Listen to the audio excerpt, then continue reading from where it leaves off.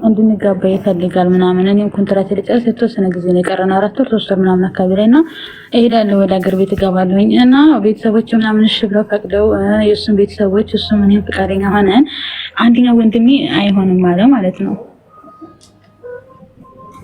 እና ወንድሜን በጣም ነው የምወደው፣ በጣም ነው የማከብረው። በቃ እንጃ ለሱ ሪስፔክት አለ ታላቅ እንደመሆኑ አንፃር የእሱን ቃል መጋፋት አልፈልግም። እሱን አይሆንም ምናምን ማለትም አልፈልግም።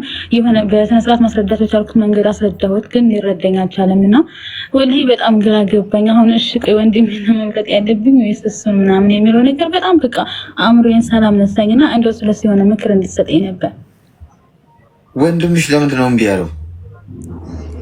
አላውቅም፣ ብቻ ወላሂ ምንም ምክንያት አይነግረኝም። አላውቅም ሳይሆንም እንዴ አይደለም እንደ ስጠይቀው ማለት ነው ስጠይቀው ወላሂ ከኔና ከሱ መራጭ ብቻ ነው የሚለኝ። በቃ ምንድነው ችግር አለ?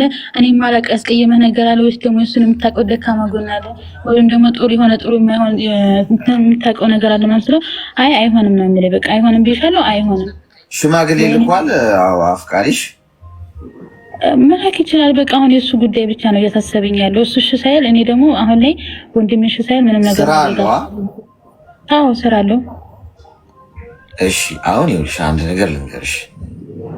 ወንድምሽ ምናልባት ከልጁ ጋር በሆነ ምክንያት ተጎራብጦ ከሆነ ቂም በቀል አድርጎት ሊሆን ይችላል። ሪዘን ካልሰጠሽ ገብቶሻል?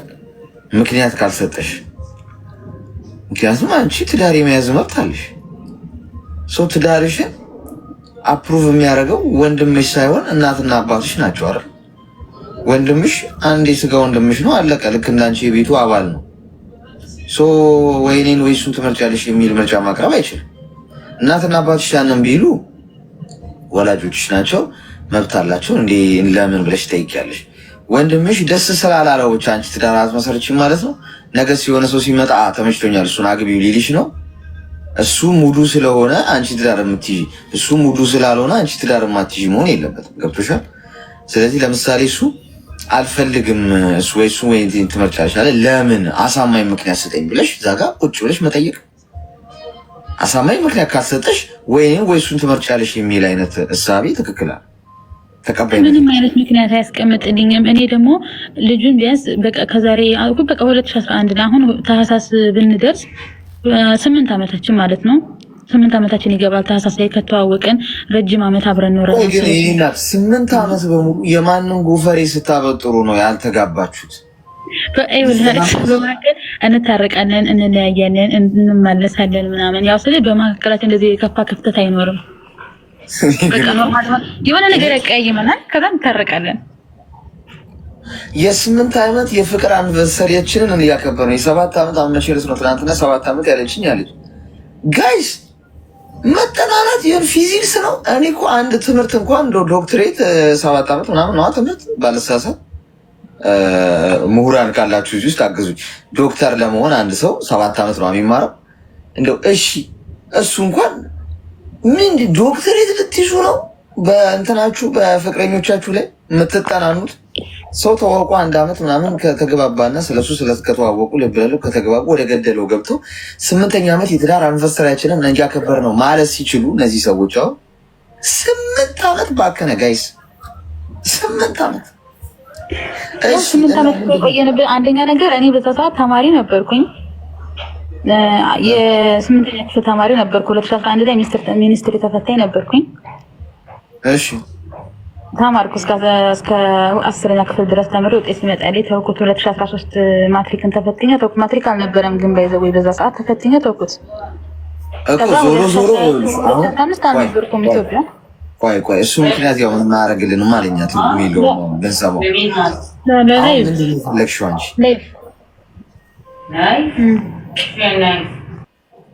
9 ዓመት የኔ ምን በፍቅረኝነት ነው 9 ዓመትሽ ሳይሆን በቃ አሁን 8 ዓመት ሙሉ ቆይተን እኔ አሁን ስለሱ ማንነት በደንብ አውቃለሁ። እሱም ስለኔ ደግሞ በዛ ላይ የሰፈር ልጅ ነን አብረን ነው ያው ዌልካም ከ2018 ጀምሮ አብረን ብንቆይ 11 ጀምሮ አብረን ብንቆይም አብረን ነው ያን ሰፈር ቢያንስ ከኛ ቤት 30 ደቂቃ 20 ደቂቃ ነው ብራራክ።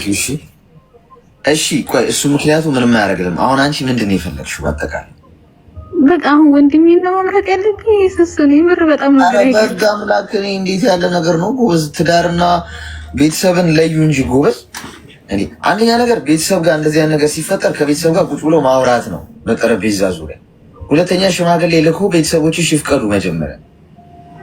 ቤተሰቦችማ እሱ እኮ ሽማግሌ ናት ብዬው በቃ ወጥ ምናምን ጨርሰን ወንድምሽ ሳይ እሺ አዳምጪኝ። እኔ እንኳን አንዴ አዳምጪኝ። ሀሳብ አይደል የፈለግሽው?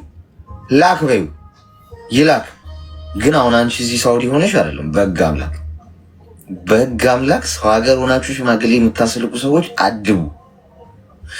ሰው ሀገር ሆናችሁ እናንተ ተጋቢዋ ሚስትየው የለችም ቤት ውስጥ ሽማግሌ ፌስታል ነው እንዴ የኔ እናት ሽማግሌ ታስልካላችሁ። ከዛ ተፈቅዷል ሲባል ባልተብየው ምን ያደርጋል? ተጋቢው አግቢው በቃ ሽማግሌ ተልኳል፣ ቤተሰብ ፈቅዷል። እንግዲህ እናቸው ኦልሞስት እኮ ባልና ሚስት ማለት ነው። አሁን እኮ እሺ ተብሏል። ስለዚህ ብሯን ላከላክ ያደርጋትና እስቲ ሶፋውንም ፍሪጁንም ምንጣፉንም አመቻች ልጠብቅሽ፣ እስቲ ቤቱን ፏፏ አድርጌው ልጠብቅሽ ይልሻል። አዳሜ ትዳር አገኘው ቤተሰብ እሺ ብሏል፣ ሁሉ ነገር አልቋል ብለሽ ገንዘብሽን ትልኪና በአንቺ ብር ሌላ ሴት አግብቶበት ሰላም ይልሻል። ቆንጆ ፎቶ ተነስቶ ሽማግሌ የሚልከው አንቺ ቤት ውስጥ ኖረሽ ነው። ይህንን ስሚ። ቤት ውስጥ ኖረሽ እዛ ሄደሽ ቁጭ ብለሽ አውርተሽ ከቤተሰቦችሽ ጋር አውቀው እኮ አይደል እንዴ ሽማግሌ የሚላከው? ዝም ብሎ እኮ አይደለም እኮ ለቤተሰቦች በቃ እኔ ጮኛ ያለኝ ማገባው ሰው አለ እንደዚህ ይባላል። ይሄ 8 ዓመታችን ነው 7 ዓመታችን ነው እንደዚህ። ስለዚህ ምን ትላላችሁ ብለሽ እናትና አባትሽን ቁጭ አድርገሽ አናገሻቸው። የነሱ ፈቃድ ታክሎበት ከዛ እሺ ሽማግሌ በዚህ ቀን ይመጣል ተብሎ ነው የሚላክ እንጂ አንቺ ሳውዲ ሆነሽ እሱ ሽማግሌ ቢልክ ምንም ፋይዳ የለውም። ይሄንን እንዳታረጊ ትበያለሽ፣ ነግሬሻለሁ። ወንድምሽም ጉዳይ በተመለከተ ስቴጂ ቁጭ ብለሽ በአካል ወንድምሽን ይረዳሻል። ቁጭ ብለሽ አውሪው። እሱን መቀየም ስለሌለበት አይ ቲንክ ነገሮች ፑሽ ተደርገው ወደ ትዳር የምትሄዱበት ሁኔታ ሲፈጠር ሜይ ቢ ወንድምሽም ጥሩ ፊሊንግ ሊኖረው ይችላል። አታውቂም። ዋናው ግን እናትና አባትሽ ናቸው። እሺ አዎ ልክ ነህ። ግን አሁን ላይ ያሳሰበኝ ያለው ምንድነው እሱ እዛ እስከሚሄድ ድረስ እንኳን እሱን እንዳወራ አይፈቅድም። ቢያንስ አሁን ላይ ራሱ እንደማላወራው ምናምን ነው የምነግረው። ታወሪዋለሽ ይለኛል። አዎ አወራዋለሁ ብሎ እኔ እንጃ የሆነ የሚቀየመኝ ይመስለኛል። የመለካ የሚናገር አንደበት እና ደግሞ ይኸውልሽ አሁን ወይ ሊነግርሽ ያልፈለገው ነገር አለ። ስትሄጂ ከወንድምሽ ጋር በጠረጴዛ ዙሪያ አውሩ። እሱ ነው ዋናው ቁልፉ እዛ ጋር ነው ያለው አልኩሽ። እሺ ቁጭ ብለሽ አውሪው። ቁጭ ብለሽ ሪዝን ይስጥሽ ምክንያት። ዝም ብሎ በደፈናው ጥላቻ ከሆነ ቅናት ነው የሚሆነው ማለት ነው።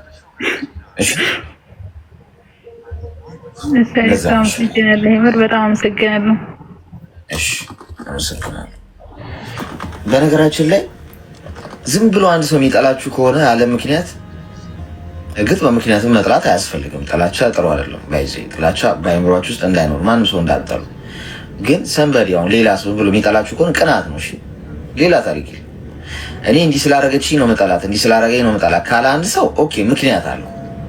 ዝም ብሎ ግን ምክንያት ምንም መረጃም ሳይኖር እንዲሁ ያለ ሪዝን እንዲሁ ዝም ብሎ አትመቸኝም ካለች አንድ ሰው ወይም አይመቸኝም ካለ ይቀናል ማለት ነው እዛ ሰው።